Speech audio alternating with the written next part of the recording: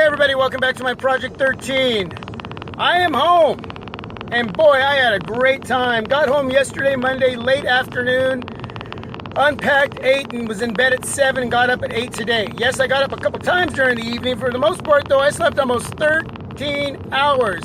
I am exhausted. Well, not as exhausted as I was yesterday or last night, but I'm still tired, and that's probably from oversleeping. But I'm going to tell you something. I need a vacation from a vacation. But we got home safe and sound.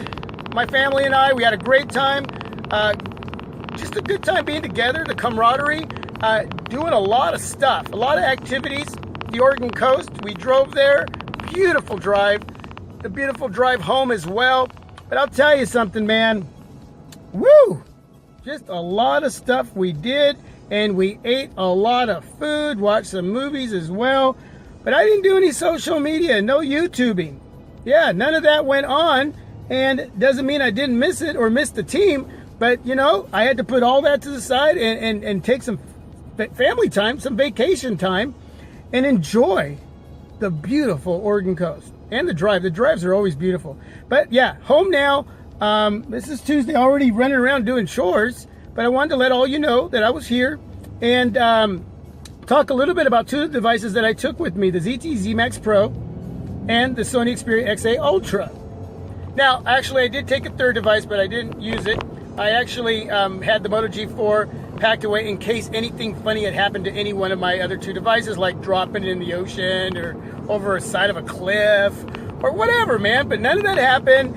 And I'll tell you, what a way to use two devices like the Sony Xperia XA Ultra and the ZTE ZMaz Pro, which I call the Z Maximus Pro. Without reviewing it, without doing any reviews at all on these devices for about, 4 days? I was actually able to use these devices like a consumer does. Okay, so there was no unboxings, there was no hands-on, there was no reporting back and telling you this or that, and which I miss doing, but it was nice using these two devices, again, as a consumer would, out of pocket, out of purse, you know, as daily drivers, and taking pics, shooting video, a little bit of web browsing, watching some movies on my devices while I was there late night, and using them casually for what they are and what they offered me.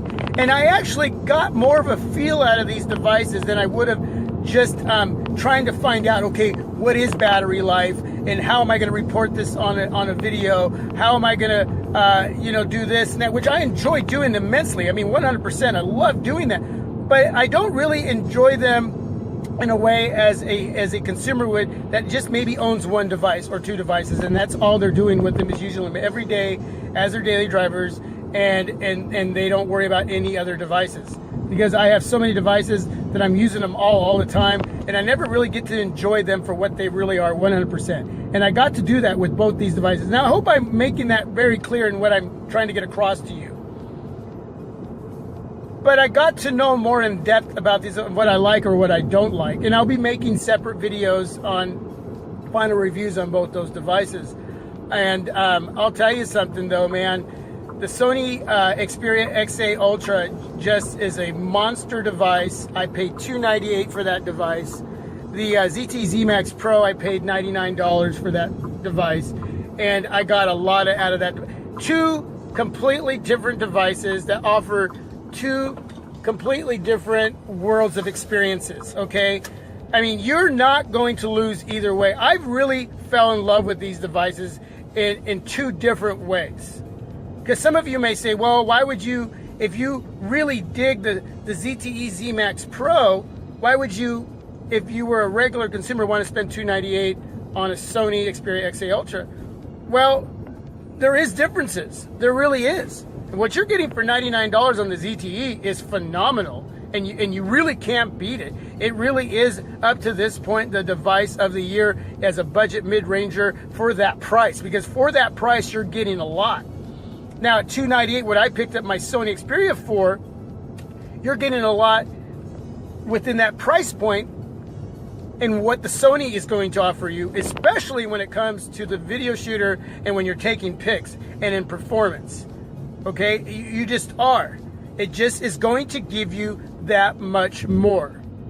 And that's why I was glad not just to get away family time vacation, but to use these two devices solely without looking at them as a reviewer, but just experiencing them and using them for what they were. And man, I can't even put them in the same category, because I would still go back and redo and pay the $298 for the Sony, knowing the ZTE is $99. I would have paid $200 for the ZTE ZMaz.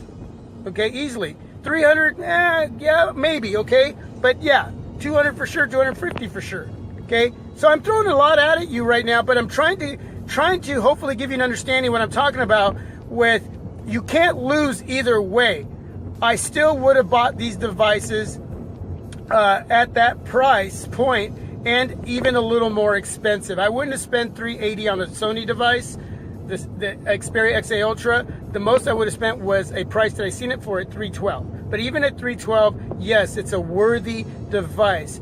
This Sony device lives up to what it is. Okay, quality build, display, battery life could be a little better, but it's sufficient. Performance, the cameras, I mean, just in hand, out of pocket. I'm now convinced that it was worth spending $298, or even if I would have had to spend $312. Okay, I would have spent no more than that.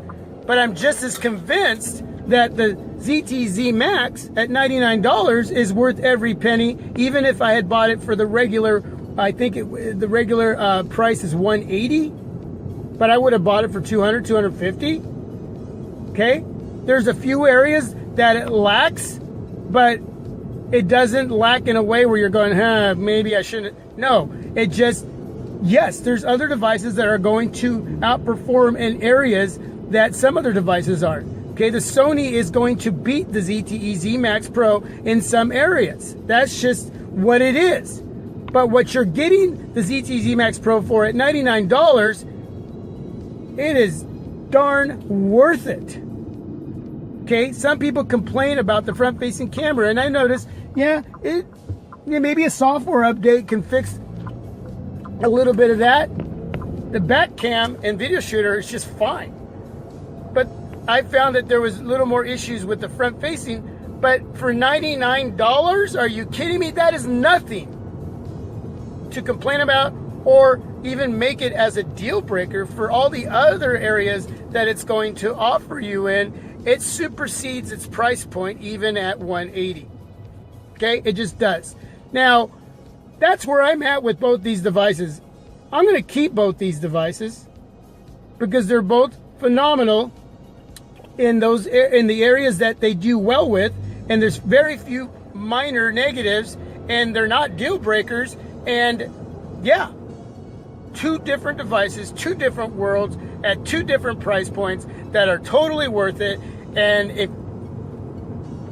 if you disagree, then you can let me know down below. But if you agree with me, if you own either one of these two devices or both these devices, let me know what you think. All I know is that I fell in love with both these devices more than when I was here with them at home using them and reporting back to you, because I really wasn't getting to use them fully. I was working, I was doing a lot of things, trying to kick out some videos, and I didn't really have time to melt into the devices like I did these last 4 days without coming back and talking about it. I just got to use them.